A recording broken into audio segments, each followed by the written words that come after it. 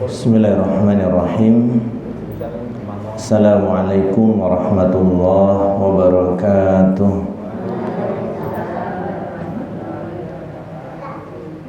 Alhamdulillah, tsumma ssalatu wassalamu ala Rasulillah wa ala alihi wa sahbihi wa mawalah.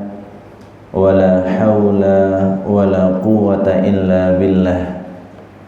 Rabbi shrah li sadri wa yassir li amri wahlul 'uqdatam min lisani yafqahu qawli.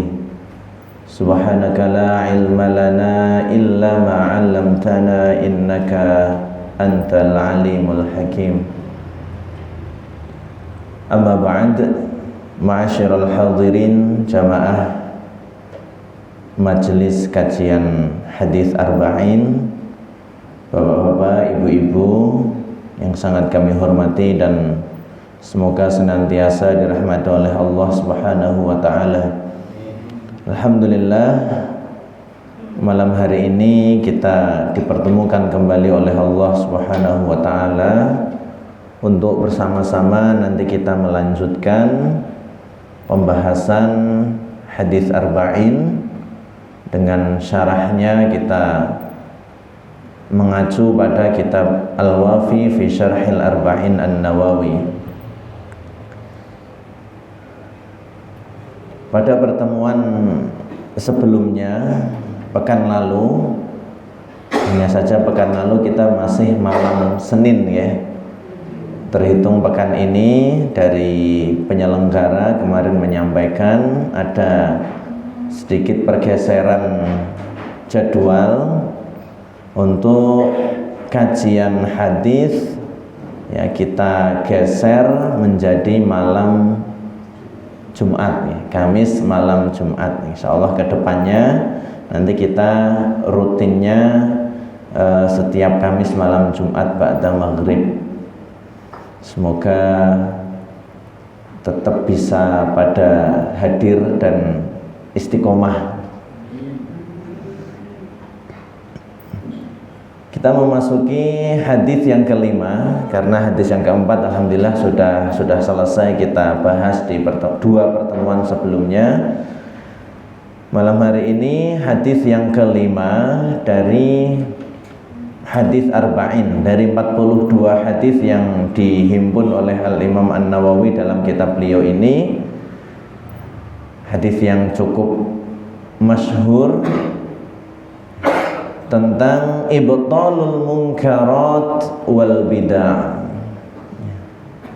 batalnya atau tertolaknya kemungkaran-kemungkaran dan bid'ah.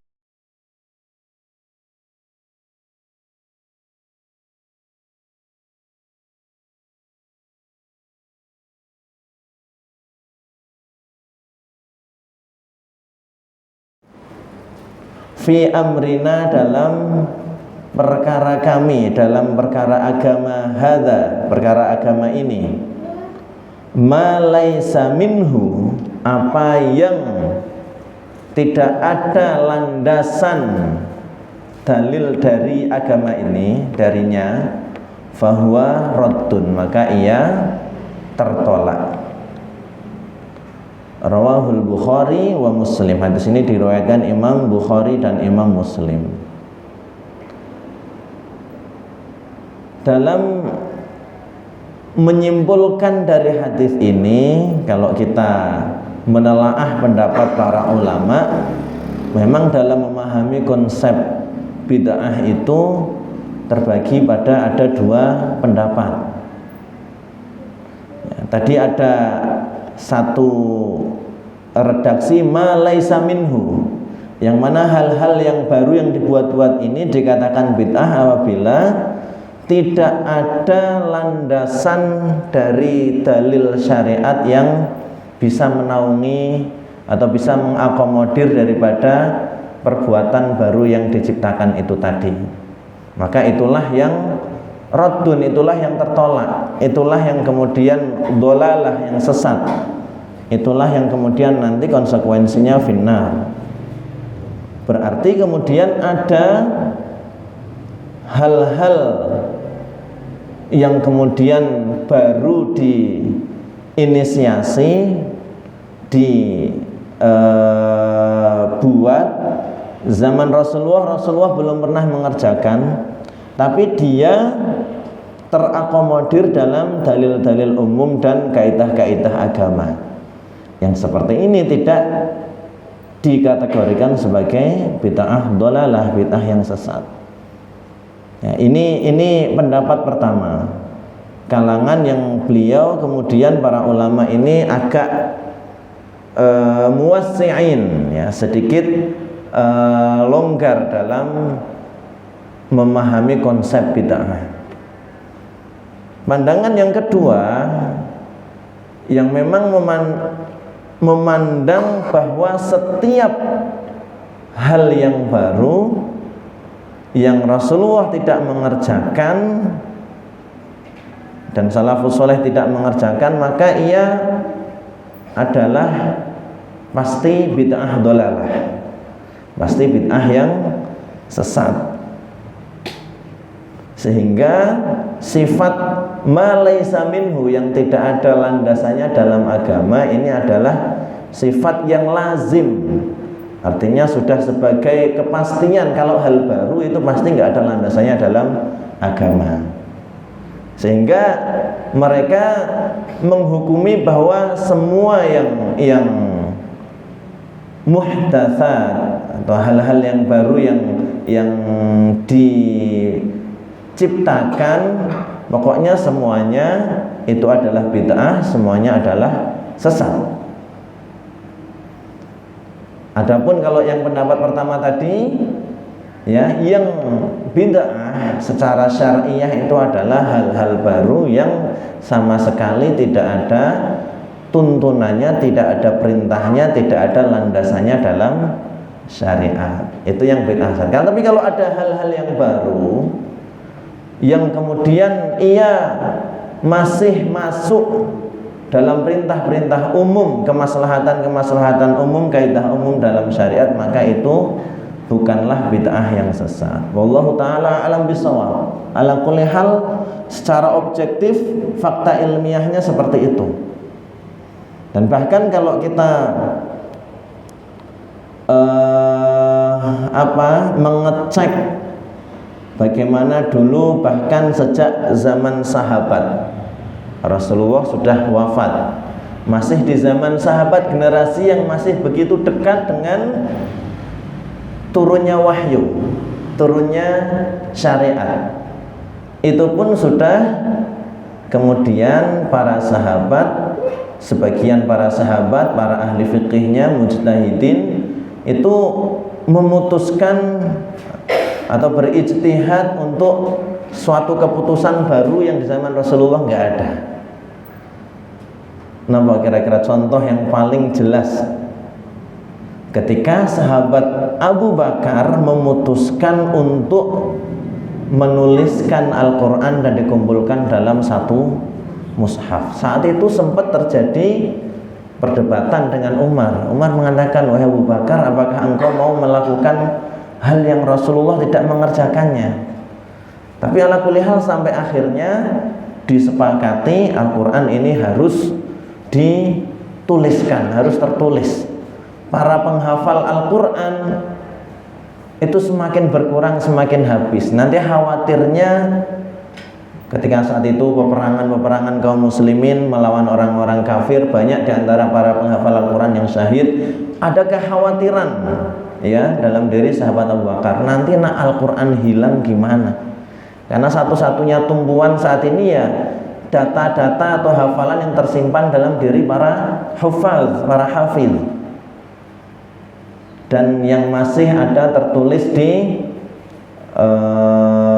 tulang-tulang, kemudian di pelepah kurma, di bebatuan dan lain sebagainya. Sehingga kemudian saat itu diputuskan untuk dibukukan.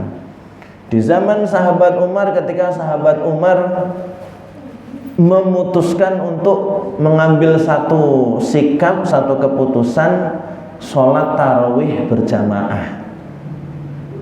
Di zaman Rasulullah belum ada sholat tarawih berjamaah. Yang saat ini kita kerjakan, setiap Ramadan kalau tarawih berjamaah ya, itu hal baru yang saat itu ijtihadkan oleh sahabat Umar radhiyallahu an, karena melihat ya umat Islam tercerai-berai, ada yang sholat, ada yang enggak, sholat di sana. Akhirnya beliau memutuskan untuk dijadikan satu jamaah, dipimpin saat itu oleh sahabat Abdullah bin Ubay bin Ka'ab kalau tidak salah. Bahkan di kalangan ulama kontemporer yang kemudian kita kenal, beliau-beliau secara konsep bid'ah itu bersepakat bahwa kullu muhdatsatin bid'ah, setiap yang baru nggak ada di zaman Rasulullah itu adalah sebuah bid'ah, dan setiap bid'ah itu sesat, dhalalah. Itu ternyata juga dalam beberapa kasus ketika harus menghukumi ini bid'ah apa tidak, itu ternyata terjadi perbedaan pendapat dalam beberapa hal. Artinya kita memang bisa mencari titik temu mana yang kemudian bid'ah dhalalah, mana yang khilafiyah ijtihadiyah ya, perbedaan pendapat karena hasil ijtihad. Kalau khilafiyah ijtihadiyah itu bersumber awal atas adanya dalil, tapi kemudian dalil ini mengandung beberapa kemungkinan maksud ya, sehingga nanti dalam penyimpulan hukum akhirnya terjadilah khilafiyah di antara para ulama. Atau kemudian dalil yang secara validitas riwayat masih diperselisihkan antara ulama A dan ulama B. Ada ulama yang menghukumi riwayat ini sahih, sehingga hadis itu dipakai untuk landasan hukum.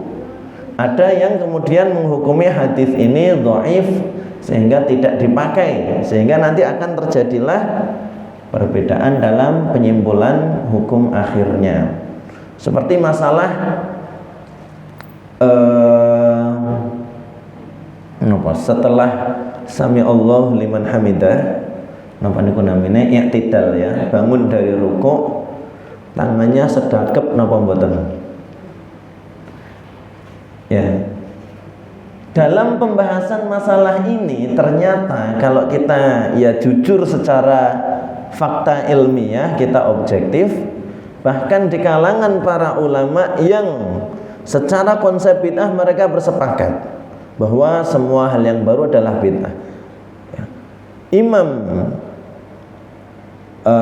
Ibnu Utsaimin, Imam kemudian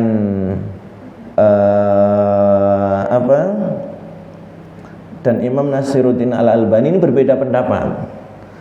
Syekh Albani mengatakan bahwa bersedekap setelah sami Allahu liman hamidah itu adalah bid'ah yang diada-adakan. Sementara kemudian Syekh Shalih Fauzan, Syekh Utsaimin itu mengatakan itu sebuah sunnah. Nah, kok hal seperti ini bisa terjadi padahal dalam konsep bid'ahnya sama-sama bersepakat? Karena ya itu tadi namanya, selama dalilnya dhanniyut dilalah istilahnya, mengandung beberapa kemungkinan maksud, atau masih dhanniyul wurud, dalam hal validitas riwayatnya masih diperselisihkan, itu sangat memungkinkan nanti terjadi perbedaan kesimpulan. Sehingga selama itu adalah khilafiyah hasil ijtihad, kita masih bisa kemudian bersatu dalam ikatan toleransi, tasamuh, selama masih sama-sama memiliki landasan dalilnya dari syariat. Dikatakan sebagai bid'ah dhalalah itu ketika benar-benar hal yang baru dibuat-buat dan sama sekali nggak ada tuntunannya dalam syariat, dan ia mengklaim, menisbatkan bahwa itu tuntunan syariat. Itu ya. Wa fi riwayatin li Muslim, dalam riwayat Imam Muslim, man amila amalan laisa alaihi amruna fa huwa raddun. Barang siapa yang mengerjakan amalan yang mana tidak ada atas amalan itu perintah kami, fa huwa raddun, maka ia tertolak. Sehingga kalau kita kontekskan pada diri kita pribadi, ya, saya bersikapnya harus bagaimana? Ya, dalam beramal, ketika ini dalam urusan agama, dalam rangka melaksanakan syariat, maka ya kita harus tahu landasan perintahnya apa. Kalau kemudian kita mendapati hal-hal yang selama ini belum kita kerjakan, maka jangan buru-buru, jangan kemudian tergesa-gesa menghukumi. Ini tidak ada perintahnya, ini tidak ada tuntunannya. Akan lebih bijak ketika kita mengatakan saya belum tahu landasan perintahnya apa, maka saya belum berani mengerjakan. Ya, karena nanti bahkan kita sendiri, ilmu kita itu semakin berkembang. Artinya seiring kita semakin belajar, kita semakin banyak membaca, mengakses tulisan-tulisan. Kadang ada hal-hal yang dulu kita belum tahu ilmunya, belum tahu tuntunan perintahnya, sehingga kita belum mengerjakan. Setelah belajar lebih jauh, oh ternyata ini diperintahkan dalam syariat, baru kemudian kita mengerjakan. Ya.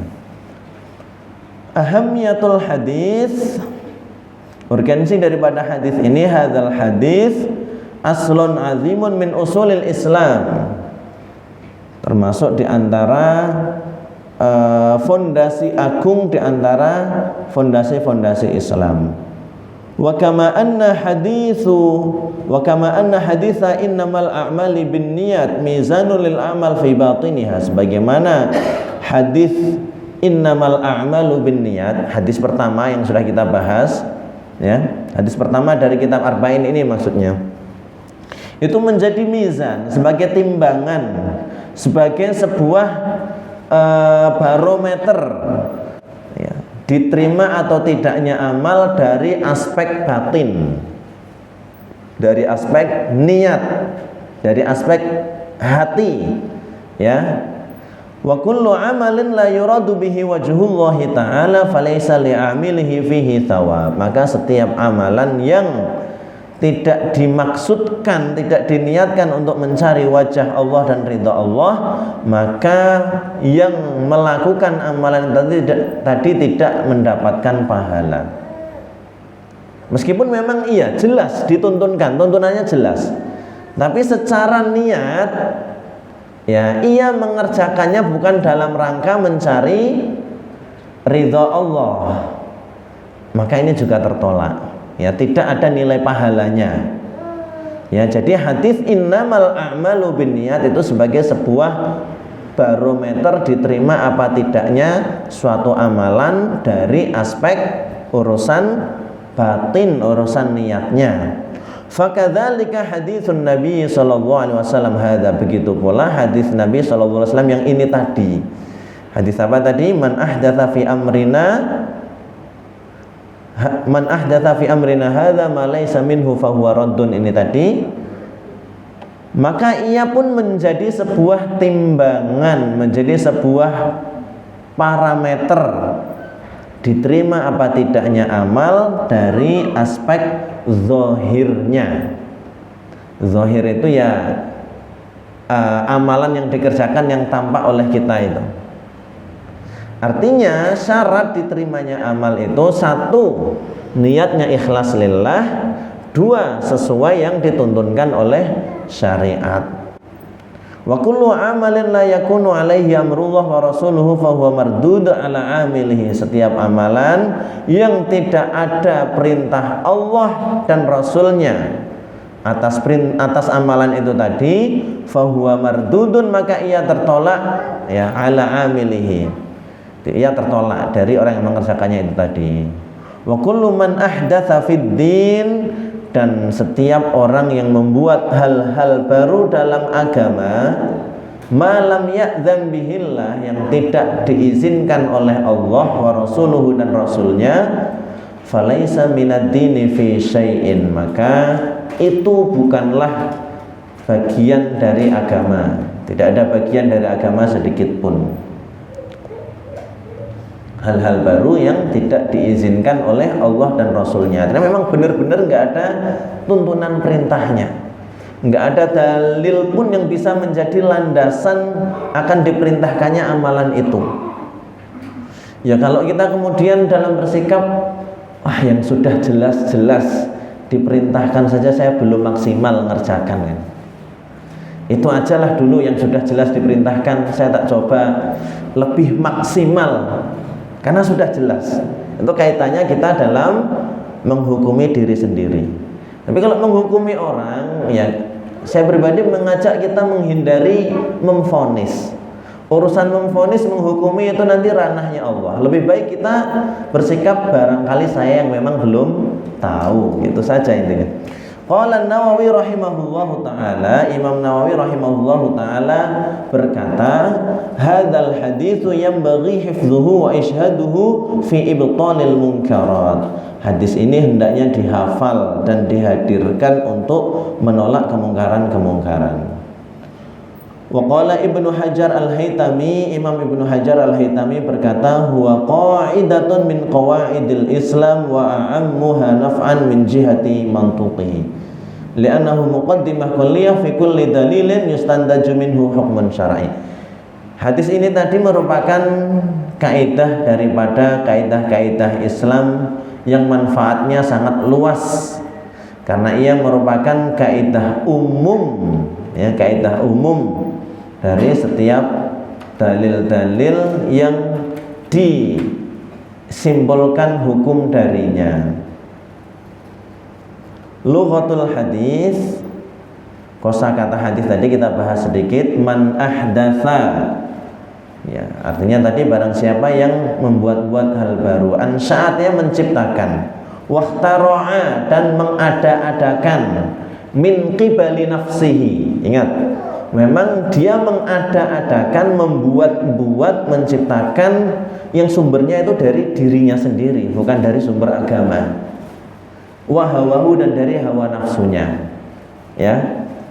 Fi amrina, yakni fi dinina wa syar'ina, dalam urusan agama kami dan syariat kami. Alladzi irtadahu Allahu lana, yang mana agama dan syariat ini telah diridhoi oleh Allah Subhanahu wa taala. Wa raditu lakumul Islam madina, kata Allah, dan aku telah ridho, ya, Islam sebagai agama untuk kalian. Itu Allah telah menetapkan seperti itu. Kalau kemudian ada orang yang mencipta-ciptakan, membuat-buat dan mengada-adakan yang sumbernya itu dari hawa nafsu dirinya sendiri, bukan dari sumber landasan dalil-dalil agama, nah maka itu yang disebut dengan bid'ah tadi. Ma laisa minhu mimma yunafihi wa yunaqidhuhu aw la yashhad lahu syai'un min qawaidihi wa adillatuhul ammah, yakni yang tidak ada saksi atas amalan itu tadi, atau tidak ada landasan atas amalan tadi sesuatu pun dari kaidah-kaidah dan dalil-dalil Islam al-ammah secara umum. Fahuwa raddun mardudun ala fa'ilihi, yakni ia tertolak dari orang yang mengerjakannya itu tadi.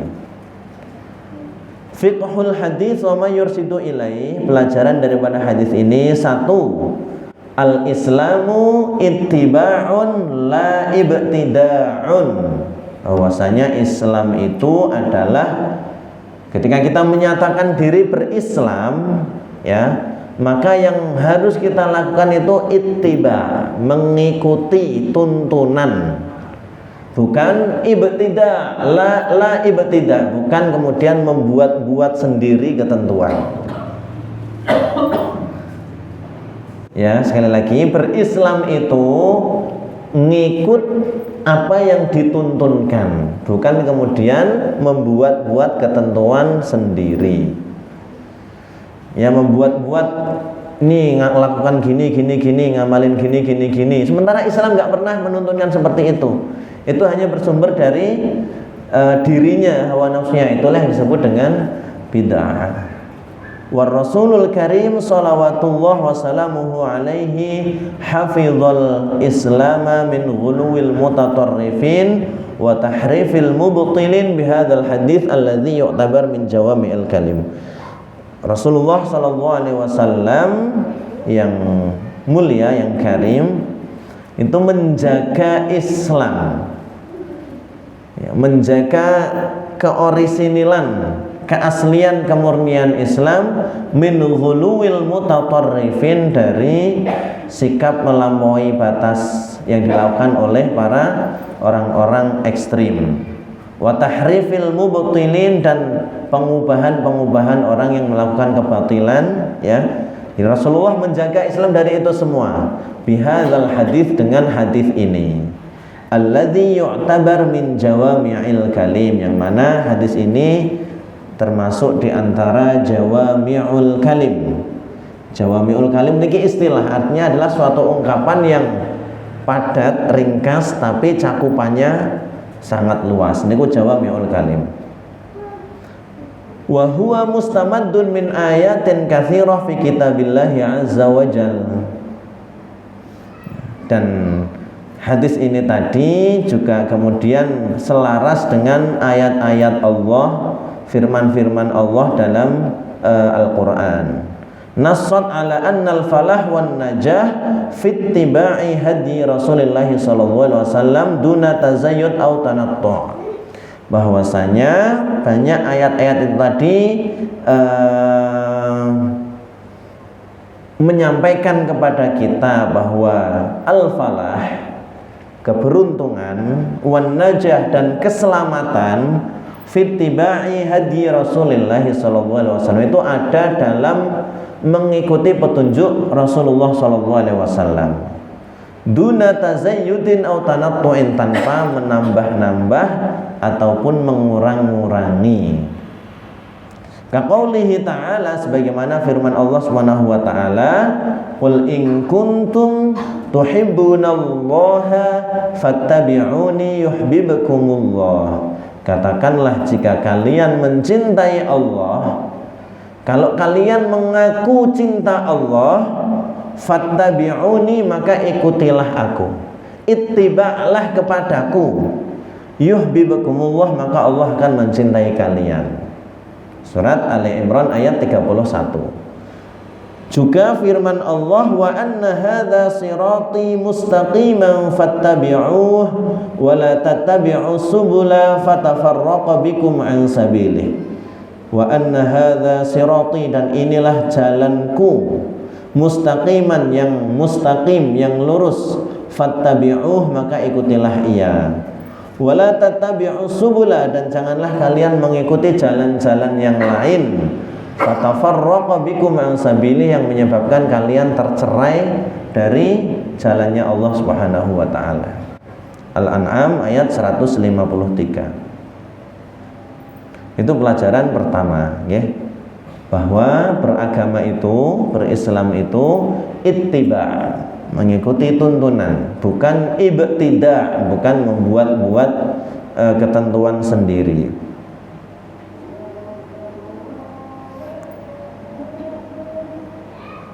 Sampun isya, ya, 18.50. Ya, kita cukupkan. Insyaallah kita lanjut di pertemuan yang akan datang. Monggo barangkali ada pertanyaan atau hal yang perlu kita diskusikan. Cukup insyaallah 5 menit atau ya kurang lebihnya, ya. Monggo kami persilahkan jamaah yang memiliki pertanyaan.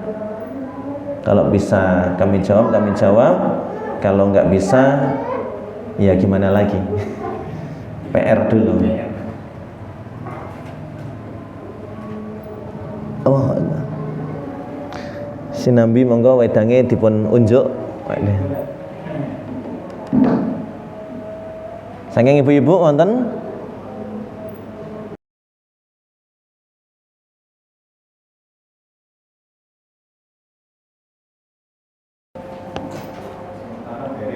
Nggih, sampun sekap nggih. Kita tutup majelis kajian kita pada kesempatan malam hari ini dengan membaca istighfar dan doa kafaratul majelis. Astaghfirullahaladzim. Subhanakallahumma wa bihamdika asyhadu an la ilaha illa anta astaghfiruka wa atubu ilaik. Oh nggih, sedikit nggih sebelum kami salam penutup. Di antara doa yang maksur, artinya kita itu kadang sok bingung yang kebenaran itu yang mana. Maka perbanyak doa Allahumma arinal haqqa haqqa warzuqna ittiba'ah wa arinal batila batila warzuqna ijtinabah. Ya Allah, tunjukkanlah kepada kami kebenaran itu sebagai sebuah kebenaran, dan anugerahkanlah kepada kami untuk bisa mengikutinya. Wa arinal batila batila, dan tunjukkanlah kepada kami hal yang batil itu ya sebagai sebuah kebatilan, dan anugerahkanlah kepada kami ijtinabah, bisa menjauhinya. Ya, itu sebagai sebuah ketulusan bahwa kita itu memang ya berkomitmen pengen mengikuti kebenaran, pengen berislam itu ya sesuai yang diridhoi oleh Allah, ya. Tapi keterbatasan ilmu kita dan kemudian banyaknya syubhat dan fitnah yang ada di tengah umat manusia, ya, maka kita butuh taufik dan hidayah dari Allah Subhanahu wa taala. Maka salah satu doanya itu tadi, Allahumma arinal haqqa haqqa warzuqna ittiba'ah wa arinal batila batila warzuqna ijtinabah. Ya, kita akhiri. Assalamualaikum warahmatullahi wabarakatuh.